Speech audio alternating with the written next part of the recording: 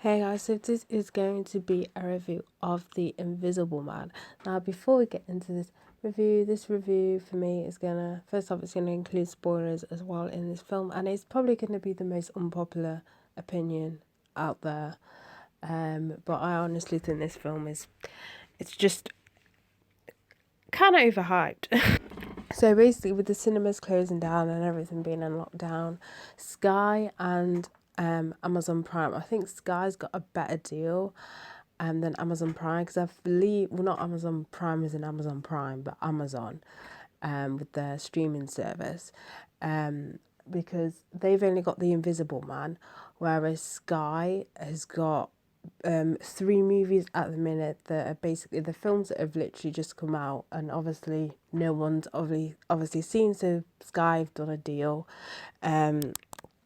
where you can watch it in the comfort of your home. Now, because of this, the price is a lot more money than you'd spend at a cinema, depending.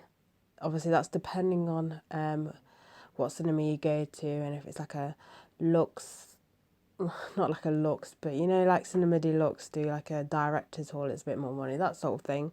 But it costs £15.99, and that is a set price, because that is the same on Amazon as well. So they must have done some kind of deal. It's gonna be. I mean, I see a lot of people complaining, but it's gonna be a lot more money, because obviously less people are gonna watch it. Whereas if it was at the cinema, so they need to make some sort of profit. So that's why that price.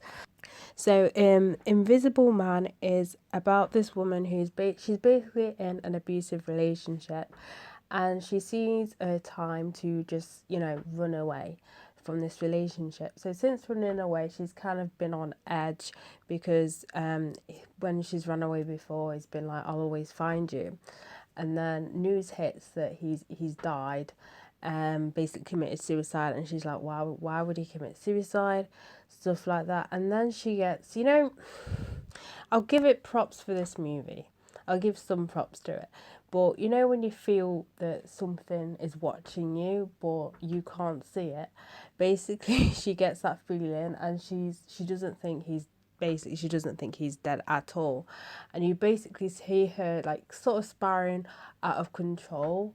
um that's how other people see her, literally just spiraling out of control.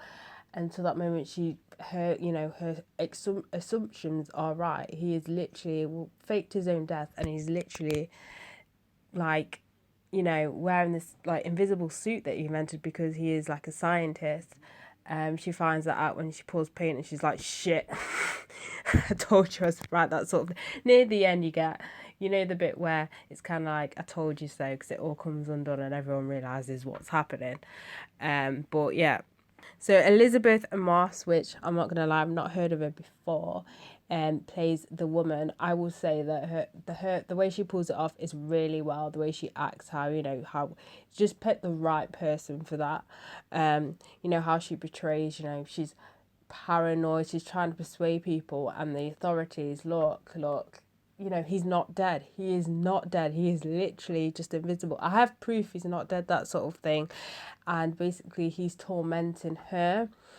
And it gets to the point where it gets dangerous, where, he's like, he sent an email to his sister, basically saying that she hates him, she wishes she was dead. She's trying to put his sister, it's not him, it's Adrian, it's not me, and obviously she's coming across as a lunatic at this point.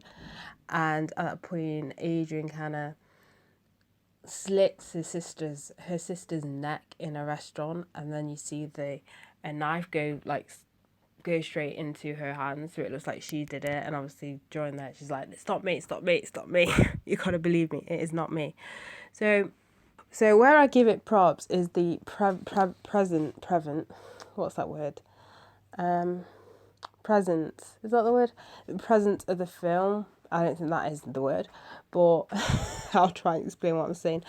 But how they set out, that something is watching her. She knows something is watching her. No one's believing her. That sort of uneasy sort of thing, and I kind of like that about it. Hence why usually when it comes to horrors and thrillers, I do prefer more the supernatural element, because you can't actually see it. Whereas with slashers, you kind of see the person, and that's why I don't usually gravitate to slashers. I prefer sort of, supernatural sort of thing.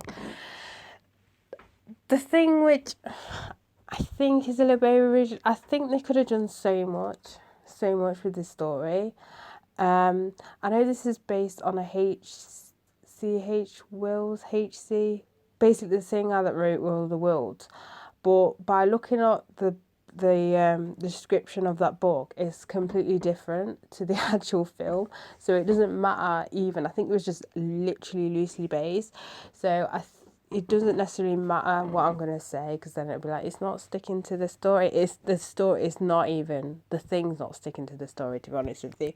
But I think they should have done it where it was like, it didn't tell the audience that it was. Like, they could have gone for the more supernatural sort of thing. Like, maybe she thinks that it's her ghost that's haunting her, maybe his like spirit or whatever, instead of going to that assumption straight away. I think that would have been a lot better, if that makes any sense. Like I felt the way they did it, where it was just, yeah, he made himself invisible. It was kind of a bit, I get, like, they could have stuck with that, obviously, because it's called The Invisible Man, but thought maybe they'd go for the supernatural sort of thing first, and then it leaves you guessing, oh, maybe he's a ghost, that sort of thing, instead of, like, jumping into the fact. And I think, as well, they did that with the trailer and stuff like that, and you know what I mean? I think if they kept, like, the trailer not giving too much away, and also the description of the film not giving too much away, then they could have added like the paranormal sort of concept in it first, and then when she throws the paint on him, she realizes, oh no, it's not a ghost, it's, you know what I mean, it's actually invisible person. I think that'd be a little bit better, because you can't really get anyway if you say Invisible Man, because Invisible Man, you could say it could be a ghost, because you can't really see a ghost. So I think if they played around with the plot a little bit better, made it a little bit more interesting in that sort of sense, a little bit more of you questioning the sort of thing, then maybe I may have enjoyed it a lot more better.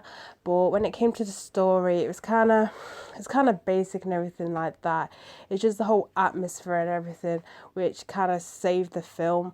I just felt, as I said, the storyline was a little bit, I mean, it got a little bit better near the end, but then again, it was like, you know, it's a bit sort of film. So if I was to rate this film out of 10, I would probably rate it, I'm going to go with 5.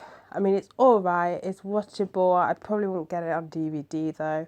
And I pay £15.99 to rent it, so that's another bit of a letdown sort of thing. So for me, I just thought it was just a bit overhyped, but I really did like the performance from Elizabeth Moss. I think she did a really great job, and the way, you know, the director did with the whole, you know, how he set, you know, each scene and the situation when she felt, you know what I mean, where the tension built up, where she felt, you know, that something was watching her. That's all, you know, them sort of scenes. I really did enjoy, but for the story, it was just a bit, it just fell a little bit flat for me. So that is it for this review. So bye guys.